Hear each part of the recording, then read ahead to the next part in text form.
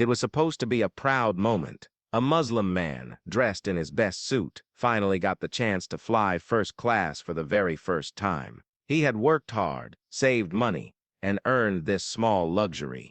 As he walked onto the plane with a quiet smile, he had no idea that what happened next would shake him to his core. As he found his seat, a flight attendant pointed to a woman standing nearby, visibly pregnant, tired, and holding her belly. The man didn't hesitate. Without a word, he gave up his first-class seat, so she could sit comfortably. But just minutes before takeoff, she did something he never saw coming. His name is Amir. He's 34 years old, born and raised in Chicago. He works as a delivery driver, waking up every morning at 5 a.m. to make sure packages get where they need to go. He's known in his neighborhood for always helping others, fixing bikes, carrying groceries, giving rides when it rains. Amir had never flown before, not once. His family came from Syria, and flying back home was expensive. But after getting a promotion and working overtime for months, he decided to treat himself to a small trip,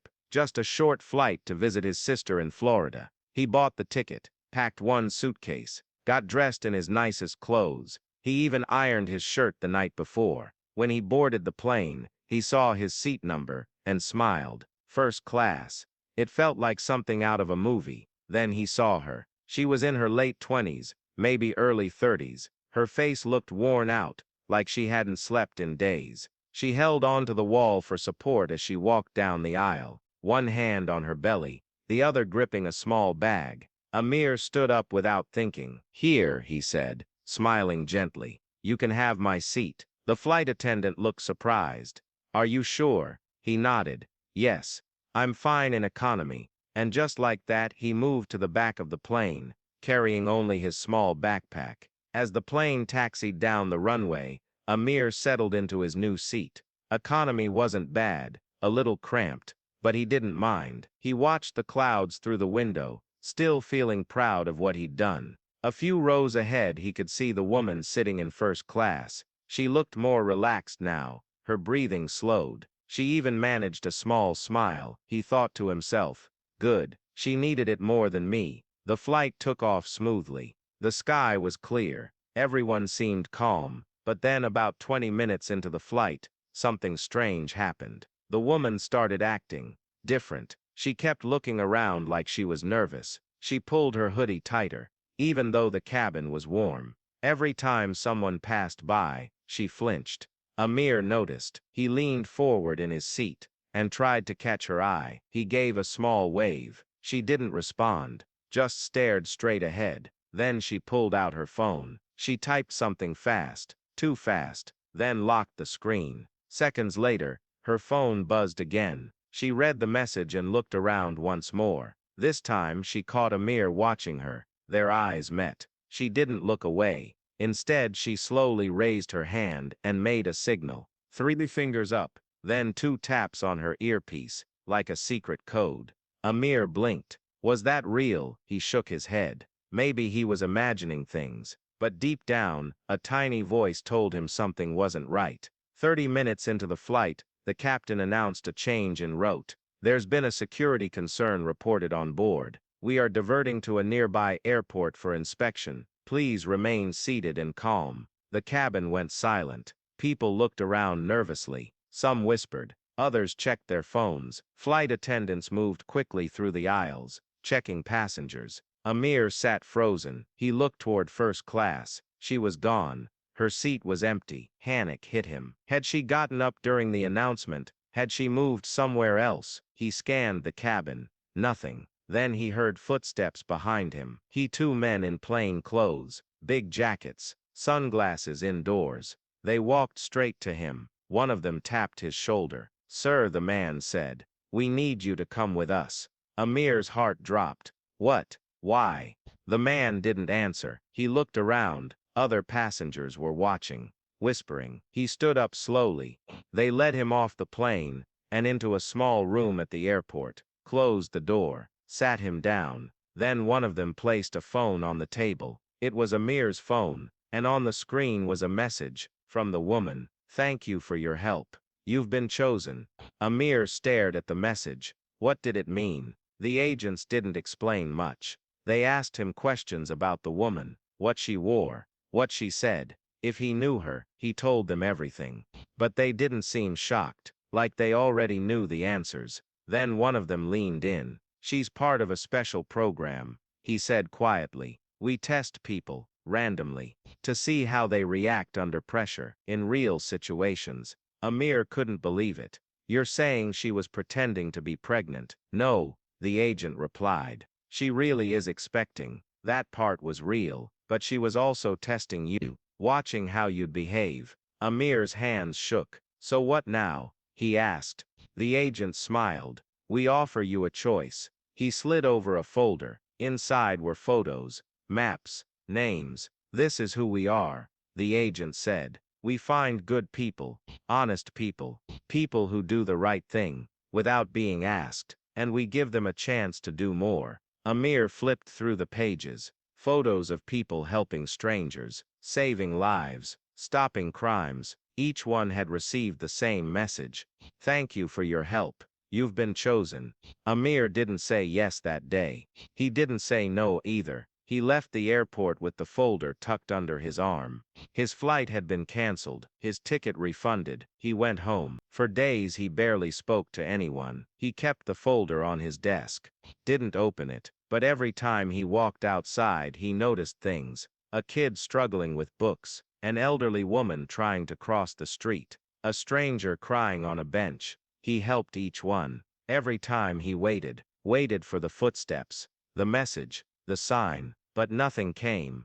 Until one morning, he woke up and found a small envelope taped to his door. Inside was a single note: "You've been watching, now it's our turn," and a date. Tomorrow. Did Amir make the right choice? Is this group real, or is it something else entirely? Drop your guess in the comments. If you want to know what happens next, hit the like button and subscribe, because the story doesn't end here. It's only just beginning. Amir stared at the note for a long time. He read it again. "You've been watching, now it's our turn." And then he saw something he hadn't noticed before. A small symbol in the bottom corner of the paper. A circle with 3 lines through it, like an eye with lashes. He had seen that symbol before. Not on the plane, not in real life, but online. In a video someone shared in a Reddit thread about secret societies and underground groups. People said they showed up when you did something truly selfless, that they watched people, tested them. Some called them the Watchers. Most thought it was fake. Until now. Amir folded the note and put it in his pocket. He didn't tell anyone. Not his sister, not his friends, not even his mom. He just waited. The next morning, he got dressed like any other day. Black hoodie, jeans, sneakers. He looked at the date on the note. Today. He walked out the door. He went to the address written below the date. It wasn't far from where he lived, just outside the city. An old warehouse by the train tracks. No signs, no lights, just tall metal doors and silence. He stood there for a full minute. Then one of the doors creaked open. A man stepped out. Tall, clean cut, wore all black. "You're early," the man said. Amir swallowed hard. "I didn't want to be late." The man nodded once, then stepped aside. "Come in." Inside the building looked nothing like Amir expected. It was clean, bright, filled with computers, maps, and people. Young, old men, women, all races, all backgrounds. They were talking, typing, walking around like it was a normal office. But nothing about this place felt normal. The man led Amir down a hallway. No windows, no phones allowed. Even the clocks were covered. Finally, they stopped at a wooden door. The man knocked twice. A voice came from inside. "Let him in." The room was small. 1 table, 2 chairs. A woman sat across from the only seat available. She looked familiar, too familiar. It was her, the pregnant woman from the flight. Only this time she wasn't showing. She smiled when she saw him. "You made it," she said. Amir blinked. "You're not." She laughed softly. "Pregnant? No. I wear a prosthetic belly during missions. It makes people more likely to help." Amir sat down slowly. So everything on the plane was fake. She shook her head. No, the message was real. You were chosen, because of who you are. She leaned forward. We look for people who do good without expecting anything in return. People like you. Amir looked at the folder on the table, same one from the airport. He opened it. Photos, names, missions, helping people, stopping crimes, saving lives. But none of it was public. No news stories. He asked. No press. She said. We don't do this for fame or money. We do it because someone has to. She closed the folder gently. And now we're asking, will you join us? Amir didn't answer right away. He looked around the room, at the woman, at the door, at the world beyond it. He thought about his job, his family, his life, and then he thought about what happened on that plane, how he gave up his seat without thinking, how he helped a stranger, how he changed someone's day, maybe even their life. He looked back at the woman. I'll do it, he said. She smiled. Good. And behind him, the door opened again. Two more people stepped in. One handed him a phone. Another handed him a file. This is your first mission, the woman said. Amir took it, read the name, looked up. When do we start? The file felt heavier than it looked. Amir flipped it open. Inside was a name. Elena Martinez, age 26. Photo. A young woman with tired eyes and a worn-out jacket. She looked like she hadn't slept in days. Underneath, a short summary.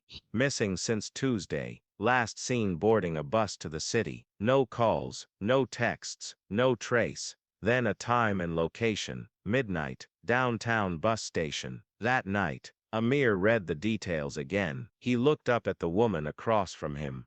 This is real, he said quietly. She nodded. Yes, we believe she's being held somewhere near the station, but we can't go in blind. We need someone who can blend in, ask questions, find her. Amir swallowed hard. You want me to do this alone? No, she said. You'll have backup, but you're the face, the one people will trust. She leaned forward. Can you do it? Amir didn't answer right away. He thought about the plane, about the note on his door, about everything that had brought him here. Then he took a deep breath. Yes, they gave him a phone, not just any phone, a burner, no camera, no GPS, just a simple device with one contact labeled Echo. If things go south, the woman said, press and hold the power button for 5 seconds. We'll hear it, and we'll come. Amir tucked the phone into his pocket. They gave him clothes, jeans, hoodie, a baseball cap. Nothing fancy, just enough to look like a regular guy walking the streets. Then they dropped him off 2 blocks from the station. It was almost 11:30 p.m.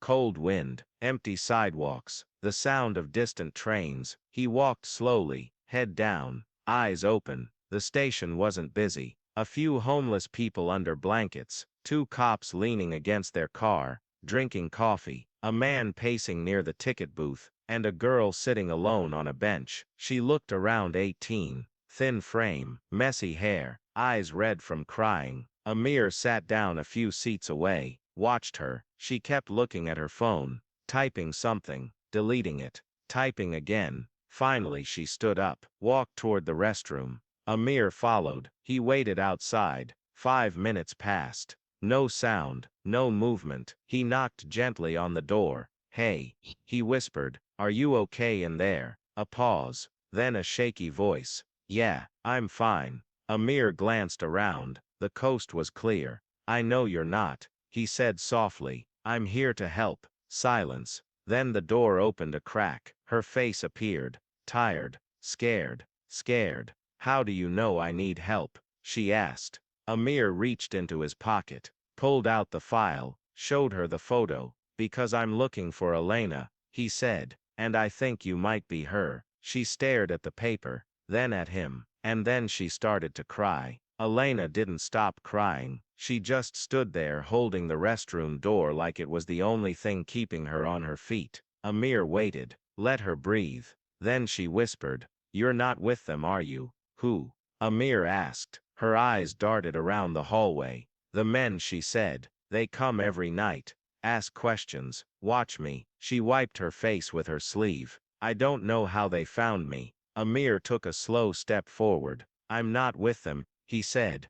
I was sent to find you, to help. She looked at him again, really looked, and for the first time, she seemed to believe someone. He led her outside, through a side exit. The station was quiet now. Only one bus had arrived in the last hour. They walked fast, but not too fast. Didn't want to draw attention. Amir kept checking over his shoulder. No sign of anyone following. Not yet. They reached a small alley behind a diner. A black van sat parked under a flickering streetlight. Elena stopped. I'm not getting in that, she said. It's safe. Amir told her. It's ours. She shook her head. I've heard that before. Amir understood. He opened the back doors. Inside were two people, a man and a woman. Both looked serious, but calm. This is Echo, Amir said, pointing to the woman. Elena stared at her. You're real? Echo nodded. Yes. And we're here to get you out.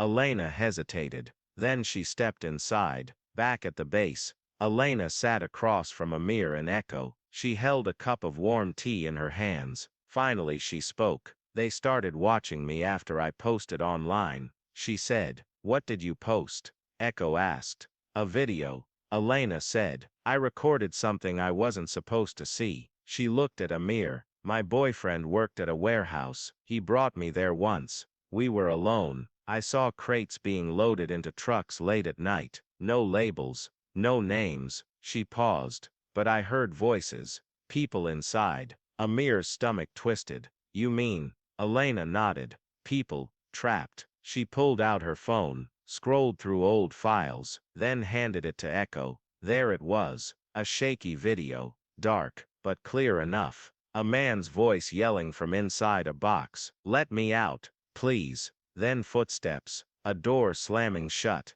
and silence. Echo watched the whole thing without blinking. When it ended, she handed the phone back. We need more than this, she said. Elena looked confused. More. Isn't this enough? No, Echo said. This proves nothing unless we can trace it. Find the truck, the route, the destination. Elena swallowed hard. There's more, she said quietly. Amir leaned in. What? She looked at both of them. I followed one of the trucks, she said, after my boyfriend disappeared. Her voice cracked. He never came back. Elena's hands trembled as she pulled out a small notebook from her backpack. She flipped through pages filled with scribbled notes, street names, and time stamps. I followed the truck for over an hour, she said. It didn't go to any normal warehouse or distribution center. Amir leaned closer. Where did it go? To the outskirts, she whispered. Past the city limits. There's an old factory there, abandoned for years. No signs, no lights, but that's where they took him. Echo glanced at Amir. He knew what she was thinking. If Elena was telling the truth, this wasn't just some smuggling ring. This was something bigger, something hidden. They left the base under cover of darkness. The van rolled silently through empty streets. No headlights until they reached the edge of town. Inside the van, Echo handed Amir a small earpiece. If we get separated, stay quiet, she said. Use the earpiece only if you need help. Amir put it in his ear. Got it. Elena sat across from them, staring out the window. You don't have to come, Echo told her. Elena shook her head. I do. I owe him that much. No one argued. An hour later, they reached the outskirts. The factory stood like a ghost in the moonlight. Tall walls, broken windows, a chain-link fence surrounding the entire compound. But something was off. Too quiet, even for an abandoned building. There should be guards, Echo muttered. At least two. Amir scanned the perimeter. Nothing. Just wind blowing through dead trees. We go in slow, Echo said. They slipped through a broken section of the fence. Inside the air felt heavy. Broken glass crunched underfoot. They moved down a long hallway lined with rusted doors. Then they heard it. A sound. Faint. Like someone tapping on metal. Amir froze. You hear that? He whispered. Echo nodded. They followed the sound down a flight of stairs. Into the basement. The room was dark. Only a single overhead bulb flickered above. And in the center, boxes. Dozens of them. Stacked high. Some were open, others weren't. And then one of them moved. A hand slammed against the inside. Someone was still alive. Amir rushed forward. He grabbed the top box and pried it open. Inside was a man, skinny, he pale, eyes wide with fear. He gasped for air. "They're taking them tonight," he whispered. "To the other place." "What other place?" Echo asked. The man coughed. "The tunnel, beneath the floor." Elena stepped forward, her voice barely more than a breath. "Where does it lead?" The man looked at her, and then he said the name that made her knees buckle. "My boyfriend said they were going to the hollow." Amir caught Elena before she fell. She was shaking. "The hollow," she whispered again. "He told me about it once, but I never believed him." Echo crouched beside the man still inside the box. "Where's the entrance?" she asked, voice sharp but calm. The man blinked slowly, like he was trying to remember. "Under the floor," he said. "There's a hatch, behind the furnace." Echo stood. "We don't have much time," she said. "If they're moving people tonight, we need to find that tunnel and stop them." Amir helped Elena to her feet. "You sure you can do this?" he asked. She looked at him, then at the boxes, at the broken walls, at the man who might not have survived another hour if they hadn't shown up. "I have to," she said. They found the hatch exactly where the man said it would be, behind a rusted furnace, half covered in dust and old wires. Echo pulled it open. Darkness. A metal ladder led down into the ground. No lights, no sound, just silence. Amir peered down. "How far does this go?" he asked. Elena stepped forward. "My boyfriend said the tunnels were built during the war," she said, "used for storage. Then they were sealed off." She looked at Echo, but someone opened them again. One by one they climbed down. The air got colder as they went deeper. The tunnel stretched ahead, narrow, damp, lined with pipes and flickering bulbs every few meters. They walked fast, but quietly. Every step echoed, every breath felt loud. Then they heard it. Voices, coming from ahead, low, urgent, and then a door creaked open. A beam of light spilled into the tunnel. Two men stepped out, wearing black, carrying something heavy between them. They didn't see the mirror and the others yet, not until Elena tripped on a loose pipe. The sound echoed through the tunnel. The men turned. One reached for his belt. Amir didn't wait. He lunged, grabbed the first man before he could pull whatever was under his jacket. Echo took the second. A quick move, a hard strike. Both men crumpled to the ground. Silence again. Amir caught his breath. "What now?" he asked. Echo checked the men's pockets, found a key card. "This way," she said. She held up the card. "It opens the main gate." They followed the tunnel until it widened into a large chamber. In front of them stood a steel door, big, heavy, locked tight. Echo swiped the key card. A red light blinked. Access denied. She frowned. Then Elena stepped forward. She pressed her hand against a small scanner next to the door. For a second, nothing happened. Then the machine beeped. Green light. The door unlocked with a hiss. Echo looked at Elena. "You knew that would work?" Elena swallowed. "My boyfriend used to work here," she said. "He told me they kept records, fingerprints. They needed biometric access." She looked at the open door. "They probably thought he was dead." She stepped inside. So did I. The room beyond the door was cold, not just from the air but from what it held. Rows of computers lined the walls. Monitors blinked with live feeds. Grainy footage of city streets, bus stations, train platforms, people being watched, tracked, followed. Amir stepped forward slowly. "This is a control center," he whispered. Echo moved to one of the desks. She tapped a keyboard. The screen lit up with folders labeled in code: Project Hollow, Phase Echo, Subject List. Elena stood frozen. Her eyes locked on one name, Daniel Reyes. That was her boyfriend. She clicked it. A file opened. Photos, dates, locations, and then a video. She pressed play without thinking. The screen flickered. A man sat in a small room, hands cuffed, face bruised. It was Daniel. He looked tired, scared. Then a voice came through the speakers, not his, another man's. "Tell them you're safe," the voice said. "Tell them you left willingly." Daniel didn't speak at first, then he did. I'm safe," he said, but his eyes told a different story. "They made me say this," he whispered. "They're watching me. They're watching all of us." The screen cut to black. Elena fell back against the desk. Tears ran down her face. "He's alive," she whispered. "He's really alive." Echo looked at Amir. "We need more than this," she said. "We need proof, real proof." Amir nodded. He turned to Elena. "Can you find where they're holding him?" She wiped her tears and started typing. Minutes passed. Keys clicked. Folders opened. Then she stopped. Her hands froze over the keyboard. "What?" Amir asked. She pointed at the screen. "There," she said. "This location." It came up 3 times. Always after Daniel's file. Echo leaned in.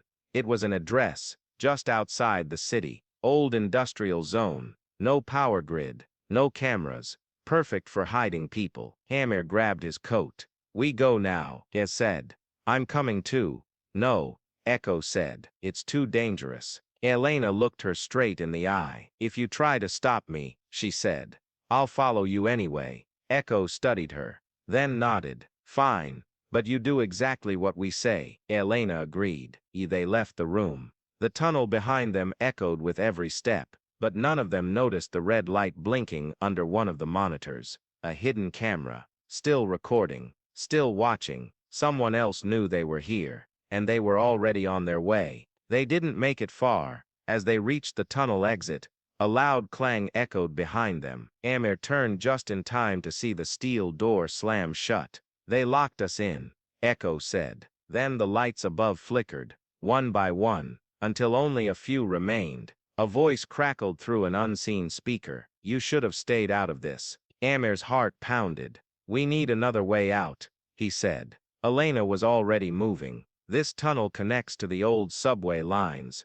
she said. "There's an emergency hatch near the end." Echo nodded. "Let's go." They ran. Fast. Feet slapping against wet concrete. Pipes groaned overhead. Behind them, the sound of heavy boots grew louder. They were being chased. The emergency hatch was rusted but still functional. Elena yanked on the lever. It groaned, then gave. Fresh air hit their faces as they climbed out. They were in an abandoned train station. Dark, dusty, full of broken glass and graffiti. No time to stop. They kept running. Through a side passage, up a flight of stairs, out into the night. The city stretched before them, but so did danger. A black van pulled up fast. Tires screeched. Doors slid open. 2 men jumped out. Armed. "Get down," Echo shouted. She shoved Amir and Elena behind a dumpster. Gunfire cracked through the air. Bullets hit metal. Sparks flew. Amir grabbed Elena's hand. "Go," he yelled. They sprinted across the street. Echo covered their escape, firing back with a small pistol she pulled from her jacket. Then she ran after them. They didn't stop until they reached a crowded part of the city. People filled the sidewalks. Cars honked. Lights blinked. Perfect cover. They ducked into a diner, slid into a booth, breathing hard. Elena looked at Amir. "They know we're coming for Daniel," she said. Amir nodded. Echo pulled out her burner phone. She pressed a button. A soft tone played. Then a voice came through. "Status. It's real," Echo said. "Project Hollow is active. We found the location. They're holding people underground." A pause. "We'll send backup. But you need to move. Now." Echo hung up. She looked at Amir and Elena. "We have 2 hours before they wipe everything." Amir stood. "Then we don't have time to waste." They didn't go back to the base. Too risky. Instead they met in a small, unmarked garage 2 blocks from the industrial zone. Inside a team was already waiting. 5 people, all dressed in dark clothes. No names, just code words. Arrow, Mason, Viper, Juno and Rook. Echo walked straight to the center of the room. "We're going in," she said. Arrow raised an eyebrow. "You sure about that?" Echo pulled out a tablet and placed it on the table. A map appeared. Red markers showed the location of the facility. Blue dots marked possible entry points. "This isn't just a kidnapping ring," Echo said. It's an operation. They've been tracking people for years, taking them, hiding them underground. She looked at Amir and Elena. They found one of their victims. He's still alive, and we know where. Everyone leaned in. Mason tapped the screen. There are 2 ways in, he said. Main entrance is locked down. Guards. Cameras. Probably armed. He pointed to another spot. Secondary route, he said. Maintenance tunnel under the old water plant. It leads straight into the basement. Viper frowned. That place has been closed for decades. Juno nodded. Exactly why they think no one will find it. Amir swallowed hard. How many people are inside? He asked. Mason checked his notes. At least 20, maybe more. Silence filled the room. Then Rook spoke. If we do this, we do it fast, he said. No mistakes, no hesitation. Echo looked at Amir. You don't have to come. He shook his head. I'm not staying behind. Elena stepped beside him. Neither am I. They left 15 minutes later. 2 vans. One full of gear, the other carrying the team. Amir rode with Echo and Elena. He kept looking at the map, trying to memorize every turn. Every second counted. They had 1 shot. If they failed, Daniel might never be found again. The van stopped 2 blocks away. No lights. No engines running. Just silence. They got out fast. Echo handed Amir a small earpiece and a flashlight. If you get separated, stay low, she said. And don't make noise unless you have to. Amir nodded. Elena stood beside him. Eyes locked on the old water plant ahead. This place had been abandoned for years. Rusted pipes stuck out of the walls like broken bones. Weeds grew through cracks in the pavement. It looked dead, but they all knew better. Someone was inside, and Daniel was one of them. They moved in pairs. Arrow and Mason took point. Viper and Juno covered the rear. Rook led the way down the maintenance tunnel. The entrance was hidden behind a collapsed wall. A rusted metal hatch led underground. Echo pulled it open. Cold air rushed out, smelled like damp concrete and something else, something older. They climbed down one by one. The tunnel was narrow. Water dripped from the ceiling. Their footsteps echoed. They reached a second hatch. Rook held up a hand.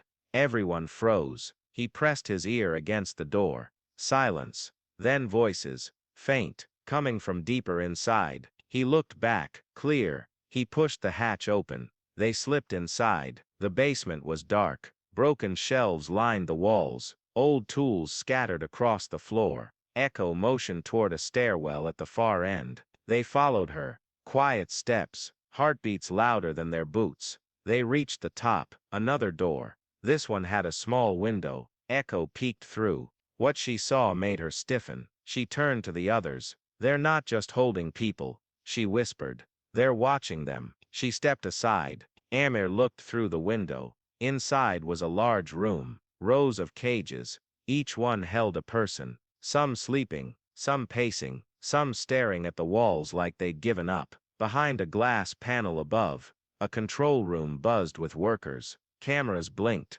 Monitors showed live feeds of every cage, every move, every breath. Then a voice came over the intercom. You shouldn't be here. Everyone froze. Echo grabbed Amir's arm. We've been seen. Lights flashed red. Alarms blared. Footsteps echoed from down the hall. Doors slammed open. Armed men ran toward them. Gunfire cracked. Bullets hit the wall. Move, Echo shouted. They split up. Amir grabbed Elena's hand. Stay close. They ran down another hallway. More doors. More stairs. Then they found it. A single cell at the end of the corridor. Inside, Daniel, he looked up. His eyes widened. Elena ran to the bars. I'm here, she cried. I found you. Daniel stood slowly. He looked at her like he wasn't sure if she was Then he reached out, touched the bars. You came back, he whispered. Amir looked around. There was no key, only a keypad. He turned to Elena. Can you hack it? She didn't hesitate. She pulled out a small tool from her pocket. Worked fast. Numbers changed. Beep. The lock clicked. The door opened. Daniel stepped out. Elena threw her arms around him. I thought I lost you, she sobbed. He held her tight. I never stopped believing you'd find me. But there was no time to celebrate. Footsteps were getting closer. Echo's voice came through the earpiece. "We need to go, now." Amir grabbed Daniel's arm. "We'll get you out," he said. Daniel looked at him, then at the hallway, at the danger closing in. He nodded. "Let's go." They ran.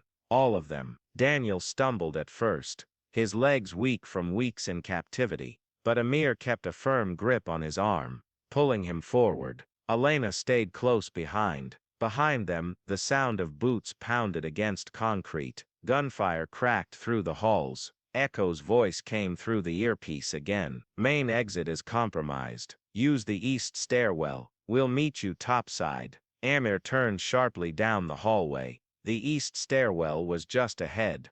A rusted metal door marked with faded red paint. Emergency exit. Viper reached it first. He kicked it open. Darkness beyond. A narrow staircase spiraled upward. No lights. Only shadows. They didn't stop. One by one they climbed. Halfway up, the building shook. A loud boom echoed below. Then another. "They're trying to collapse the tunnel," Echo shouted. Mason looked up. "We need to move faster." They pushed harder. Daniel struggled with every step. Elena wrapped her arm around him. "I've got you," she whispered. He nodded, breathing hard.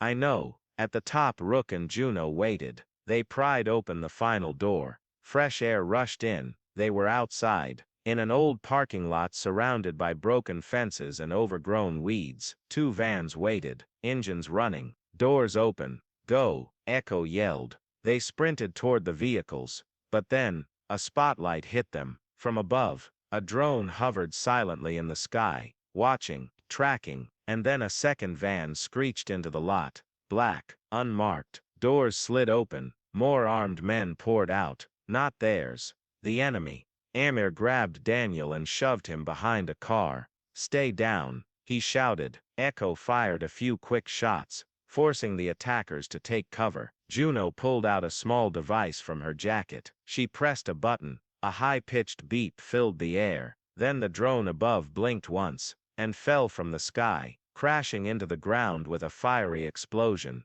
The distraction worked, just enough. "Now," Echo yelled. Everyone bolted for the vans. Amir helped Elena and Daniel climb inside. Then he jumped in after them. The doors slammed shut. Tires screeched. They sped away. Inside the van, Daniel leaned back against the wall. His chest rose and fell fast. Elena held his hand like she never wanted to let go. "You're safe now," she said. He looked at her. "I know," he whispered, "because you found me." Amir sat across from them, catching his breath. He looked out the window. The city blurred past. But somewhere behind them, someone was still watching, still waiting. This wasn't over. Not yet. The van didn't stop until they reached a hidden safe house. No signs, no windows facing the street, just a plain-looking building in the middle of an old industrial block. Inside, it was different. Walls lined with maps, monitors showing live feeds from unknown locations, a long table filled with files, photos and notes. This wasn't just a base. It was a war room. Daniel sat at the table, wrapped in a blanket. He sipped warm tea as Echo paced nearby. Finally she stopped. "We need to know everything," she said. Daniel looked up.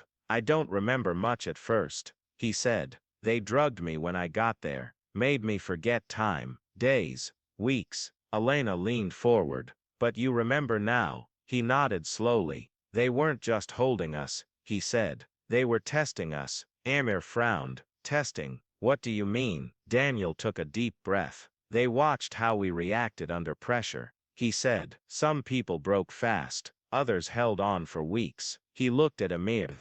"They wanted to see who could be controlled, who could be broken, and who might actually fight back." Echo exchanged a glance with Rook. She already knew what this meant. This wasn't just a kidnapping ring. This was something deeper, more organized, more dangerous. Then Daniel pulled something from his pocket. A small chip, black, flat, no labels. "I found this in my cell," he said. "It was hidden inside the wall. I don't think they knew I had it." Echo took it carefully. She walked over to a computer and slid the chip into a slot. The screen flickered. Then a file opened. Text scrolled across the screen. Project Hollow. Phase 1. Observation. Phase 2. Control. Phase 3. Recruitment. And then, names, dozens of them. Some Amir recognized from the files Elena had shown him. Others were new. One name stood out. Subject 007. Amir Hassan. Amir's stomach dropped. What? He whispered. Echo looked at him. You were never just chosen by luck, she said. You've been on their list for a long time. Daniel nodded. They test people like you, he said. People who do good without being asked. People who give up comfort for others. He looked at Amir straight in the eye. They wanted to see if you could be one of them. Silence filled the room. Amir stared at the screen. His name, his photo, his story, all recorded, all watched. He felt sick, betrayed, but also angry. He turned to Echo. If they're doing this to others, he said, voice shaking, then we have to stop them. Echo studied him.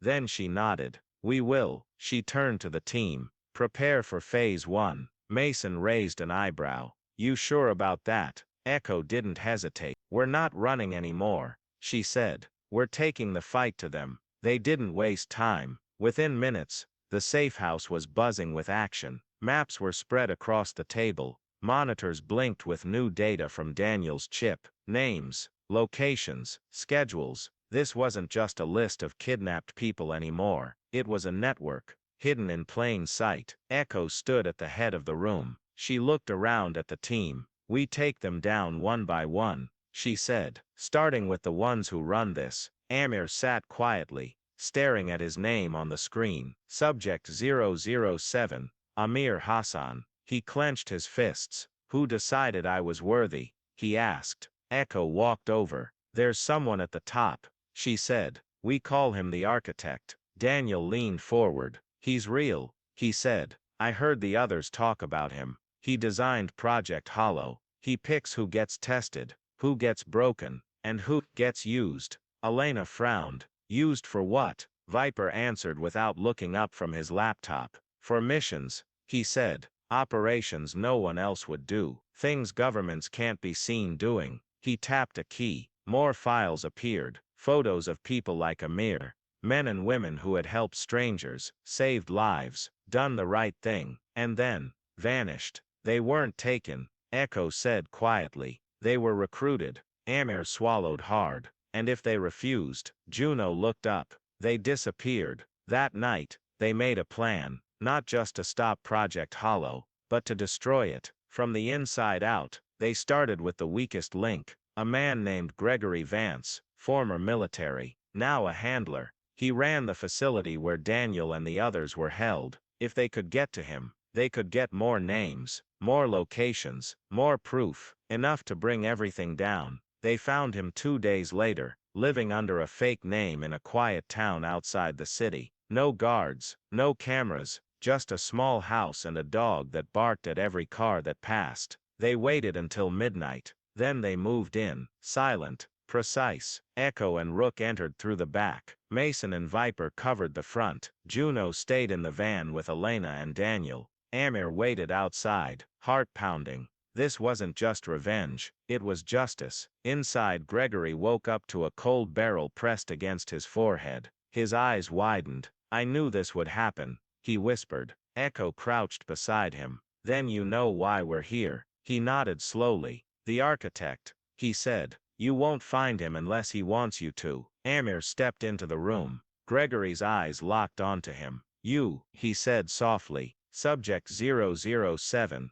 Amir's jaw tightened. Why me? Gregory sighed. Because you did something most wouldn't, he said. You gave up comfort for a stranger. You acted without hesitation. He looked at Echo. That's rare. Amir took a step closer. Where is he? Gregory hesitated. Then finally, he's watching you right now. A heavy silence filled the room. Everyone froze. Amir's breath caught in his throat. He's watching me, he repeated, voice low. Gregory didn't blink. Yes, he said. He watches all of you. Echo tightened her grip on her weapon. Where is he? Gregory gave a slow, tired smile. You don't find him, he said. He finds you. Then something strange happened. A soft click came from the ceiling. A tiny red light blinked once, then went out. Echo turned fast. Juno, she barked into her earpiece. Did you pick up anything? From the van, Juno's voice crackled through. We've got movement. Signal just pinged off a satellite feed.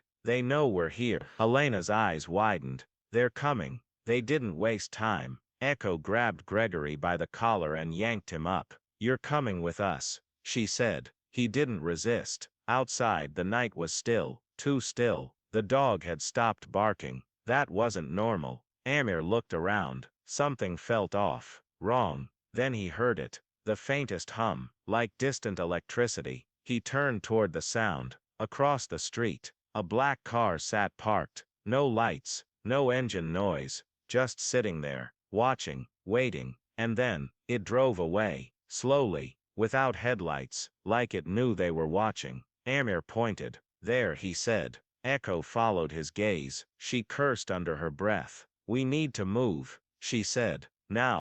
Back at the safe house, Gregory sat alone in a small room. One chair, one table, one overhead light. Echo stood outside the door. Inside, Amir faced Gregory, alone. I want the truth, Amir said. Gregory leaned back. You already have it. No, Amir snapped. I want to know why this happens, why people like Daniel disappear, why I was tested, why someone decides who's worth saving and who isn't. Gregory studied him. Then he sighed. The world doesn't work the way you think it does, he said. There are wars no one sees, battles fought in shadows. People who do good get noticed, and sometimes they get used. He leaned forward. You weren't chosen because you were weak, he said. You were chosen because you were strong, because you did the right thing when no one was watching. Amir swallowed hard. So what happens to the ones who say no? Gregory didn't answer right away. Then he said quietly, they vanish. Amir stared at him. And the ones who say yes, Gregory smiled again. They become something else. Later that night, Echo called everyone together. We can't stay here, she said. If they found Gregory, they'll find us next. Mason nodded. We need a new base. Rook frowned. We don't have time for that. Viper tapped his laptop. I might have something, he said. An old server hub, underground, used during the Cold War. It's off-grid. No records, no power grid. Perfect. Echo considered it. Then she looked at Amir. This is your call now, she said. Amir blinked. What? You've been part of this longer than you think, she said. You were always meant to be here. Amir didn't feel like he was meant for anything, but he knew one thing. They couldn't keep running. They had to strike first. He looked at the group. We go underground, he said. We regroup, we plan. Then he added, voice steady, and we take the architect down.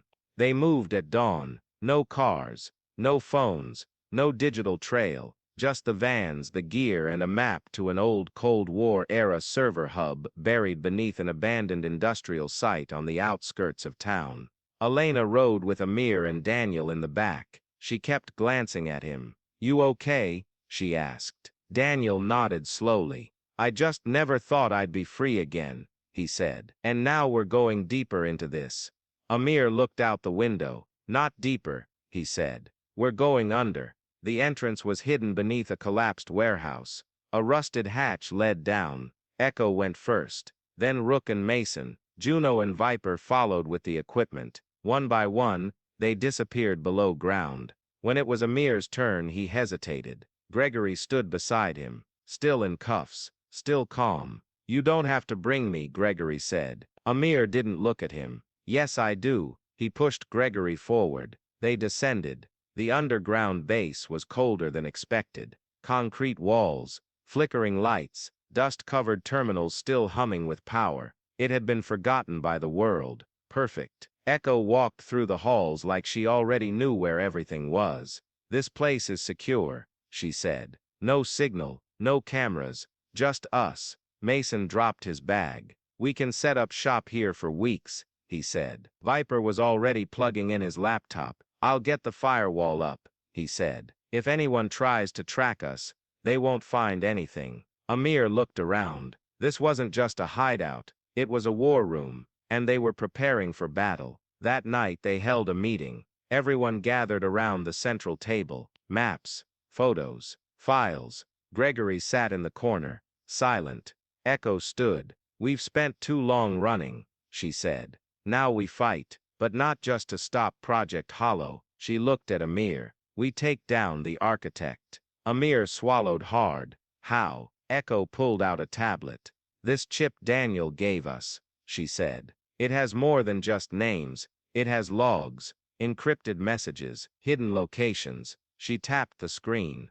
A new file appeared. Project Hollow, Phase 4 activation. Amir frowned. "What does that mean?" Viper answered without looking up.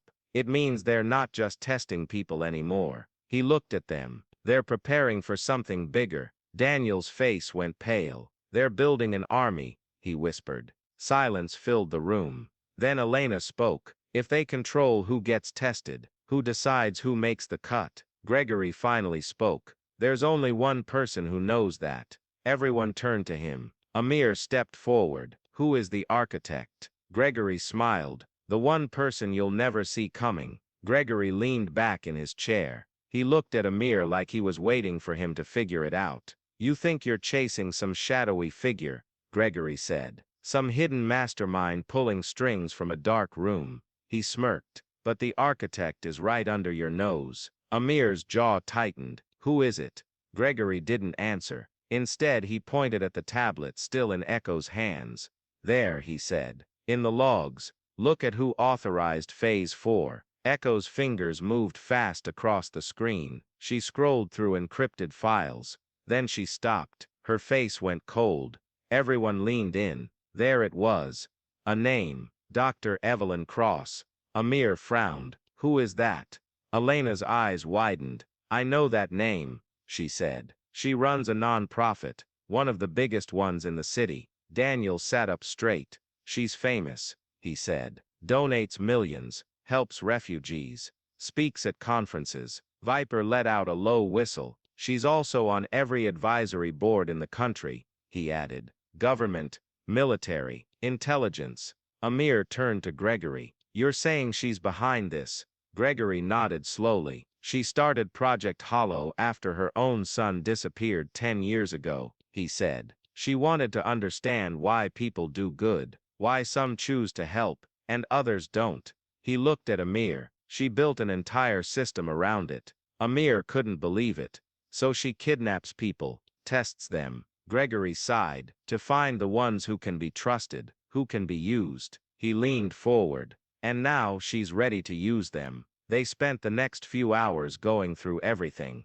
Photos of Dr. Cross, speeches she gave, articles written about her. Every image showed the same thing. A kind smile, soft eyes, a woman who looked like she cared. But behind that mask, something darker, more dangerous. Echo finally stood. "We hit her next move," she said. Mason raised an eyebrow. "What move?" Viper tapped his keyboard. "There's a global summit next week," he said. "Private event, only invited guests. She's speaking." Juno frowned. "That's not just a speech," she said. "That's a recruitment pitch." Rook crossed his arms. "She's choosing new subjects." Amir felt sick. He looked at Echo. "This is our chance," he said. She nodded. "It is." The summit was held in a high-rise conference center in the heart of the city. Glass walls, security checkpoints, men in suits with earpieces scanning every guest. It wasn't just any event. This was where world leaders, tech moguls, and humanitarian figures came to talk about the future. But behind closed doors, something darker was happening. Project Hollow was recruiting, and Dr. Evelyn Cross stood at the center of it all. They couldn't walk in as guests.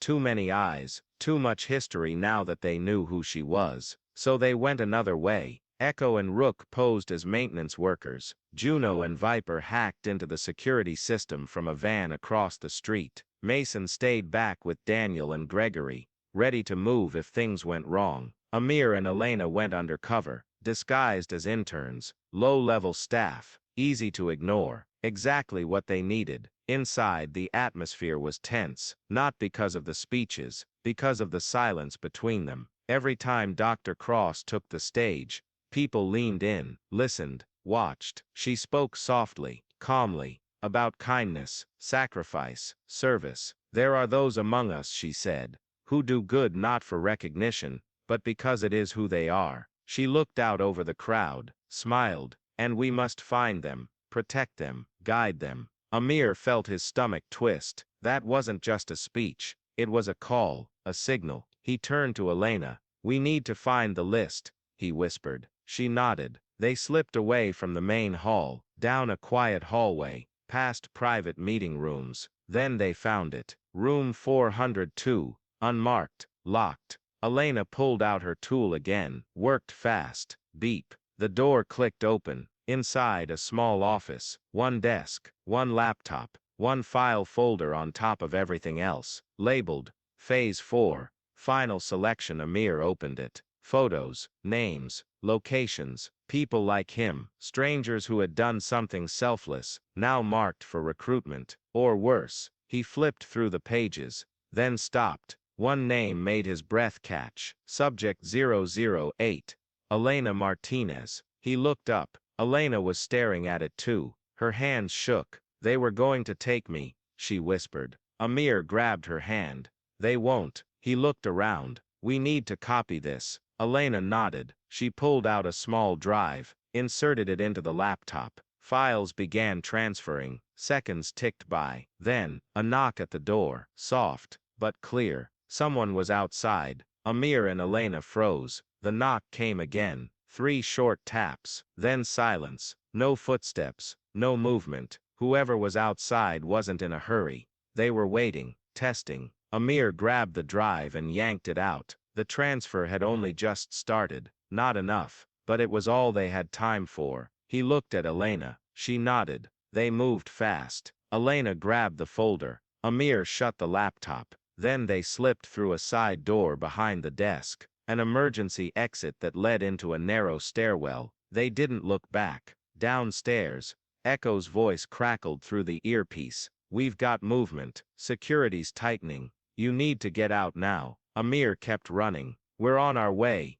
he whispered. Elena was right behind him. They reached the lobby just as the main doors slammed open. 2 men in dark suits stepped inside, scanning the room, looking for something, or someone. Amir pulled Elena behind a row of chairs. They crouched low, holding their breath. One of the men walked straight toward them, stopped, looked down. Then, his hand went to his ear. He tapped once, and smiled. He knew. Back in the van, Viper's fingers flew across the keyboard. I've got bad news, he said. They know we're here. Juno cursed under her breath. They locked the exits, she added. Main doors won't budge. Mason looked at Gregory. You knew this would happen, didn't you? Gregory leaned forward. They always know, he said quietly. Project Hollow doesn't just test people, it predicts them. He looked at Mason. If they expected us to come, he let the sentence hang. They already have a plan. Inside the building,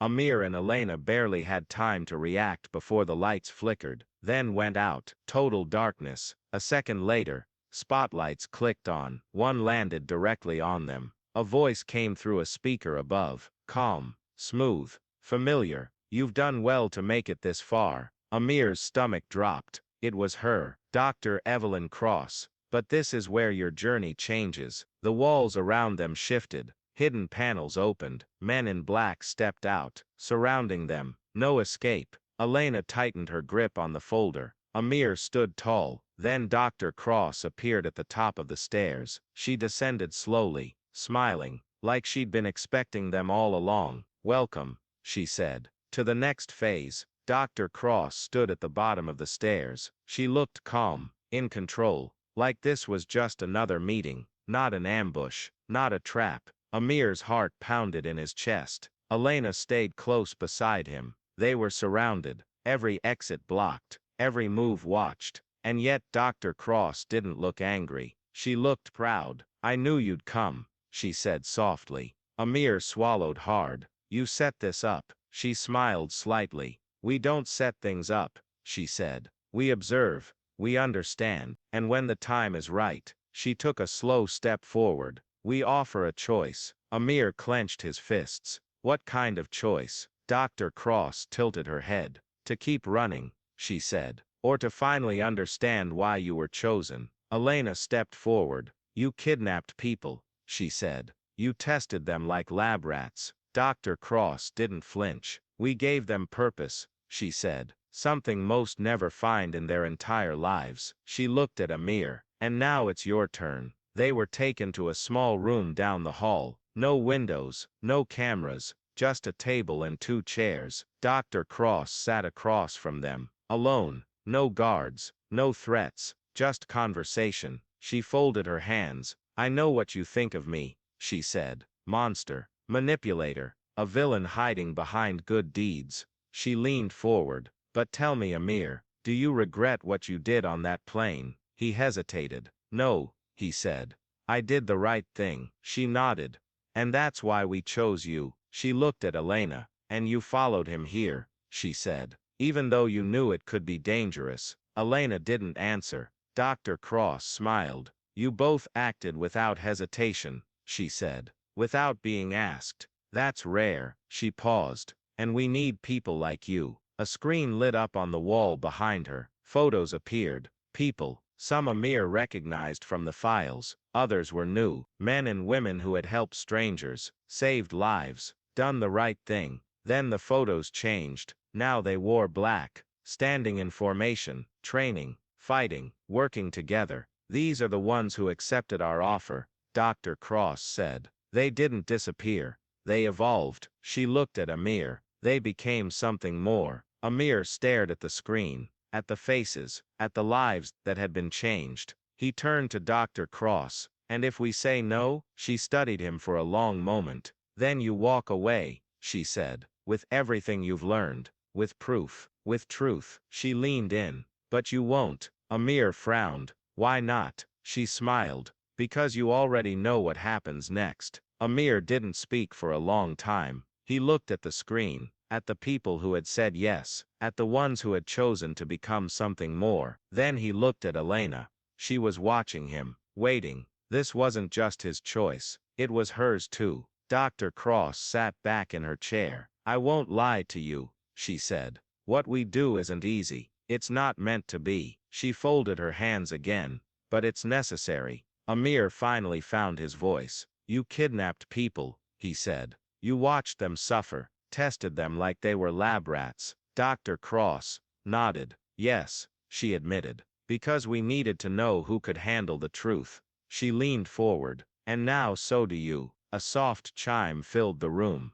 A signal. Dr. Cross stood. They're waiting for your answer, she said. But not forever. She walked toward the door, stopped, turned. You can leave right now, she said. No one will stop you. Then she added, voice quiet. But once you walk out that door, there's no coming back. She left. The door clicked shut behind her. Silence. Just Amir and Elena. And the weight of a decision that would change everything. Elena finally spoke. What do you think? She asked. Amir exhaled slowly. I don't know, he said. Everything she said feels wrong, but part of me understands why she did it. Elena frowned. Because she wanted to find good people. Amir nodded. She wanted to protect them, he said. Train them. Use them for something bigger than themselves. He looked at her. But how do we know she's telling the truth? Elena sat down. I don't know, she whispered. But I do know this. She met his eyes. We already started fighting for something. Amir swallowed hard. Then what do we do? Elena stood. We make our own choice. They opened the door. Outside 2 guards waited. Wordlessly, they led them through the building. Down corridors lined with screens. Past rooms filled with people working, training, planning. Finally, they reached a large steel door. Inside was a chamber unlike anything Amir had seen before. Dozens of people stood in formation. Some wore black uniforms, others were civilians. All watched as Amir and Elena entered. Dr. Cross stood at the center. She smiled. Have you decided? Amir stepped forward. Elena beside him. He took a deep breath. Then he said the words that would change everything. We're not joining you, Gasps filled the room. Whispers spread. Dr. Cross didn't move, didn't flinch. She simply tilted her head. No? She asked. Amir shook his head. We're not going to work for you, he said. Not like this. He looked around the room, at all the people who had said yes. We're doing it our way. For a moment, no one moved. The room was silent, tense. Then Dr. Cross smiled. It wasn't the smile of someone surprised. It was the smile of someone who had expected this all along. I see, she said, softly. She stepped forward, hands still folded behind her back. You've made your choice, she said, and I respect that. Amir didn't relax. Elena stayed close beside him. Dr. Cross turned to the others in the room. Let them go, she said. A murmur spread through the crowd. Some looked confused, others angry. One man stepped forward. She's been on our list for months, he said, voice sharp. You're just going to let them walk out? Dr. Cross didn't look at him. They made their decision, she said, and we honor decisions here. She looked back at Amir. You may not be with us, she said, but you are of us. Amir frowned. What does that mean? Dr. Cross gave a small smile. It means the world will change, she said, with or without you. Then she turned and walked away. The guards parted. The door opened. Freedom. They didn't run. They walked, slowly, through the halls, past the screens, out into the night. Once outside, the city lights felt different, brighter, louder, like the world had changed while they were inside. Echo was waiting. She stood by the van, arms crossed. When she saw them, she raised an eyebrow. Well? She asked. Amir looked at Elena. She nodded. He turned back to Echo. We're not working for them, he said. Echo didn't react. She just smiled. That's good, she said, because we've got work to do. Back at the underground base, the team gathered around the central table. Maps, photos, plans.